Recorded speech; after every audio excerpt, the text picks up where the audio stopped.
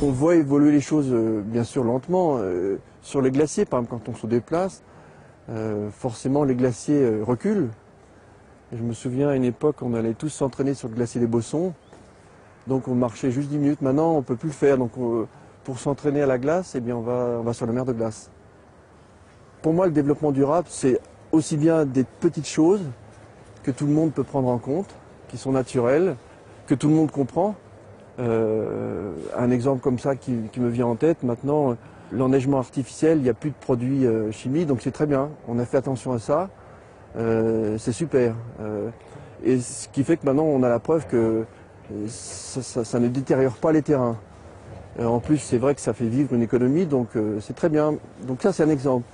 Et je pense que c'est un tout, quoi. Il faut qu'il y ait des petites choses qui se fassent, mais il ne faut pas perdre de vue qu'il y a certainement des choses aussi dramatiques qui vont arriver dans les années qui vont venir, qui vont se faire. Et je ne sais pas si on pourra empêcher tout ça, mais en tout cas, pour essayer d'y réfléchir, il faut comprendre ce qui s'est fait avant. Dans les années 1890, par exemple, les chamoniards, je pense, avaient à cœur de garder leur richesse pastorale et agricole. Je pense qu'ils ont eu peur que des étrangers leur vallée prennent de plus en plus de poids dans une économie locale. Je pense qu'au départ, ils ont eu cette frayeur.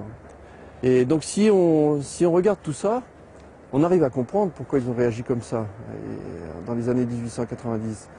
Il suffit de maintenant regarder à quoi ressemble la vallée de Chamonix. C'est vrai que c'est un espace toujours fabuleux pour grimper, mais on ne peut pas s'empêcher, on ne peut pas se retirer dans la tête que l'évolution de Chamonix aurait pu être différente.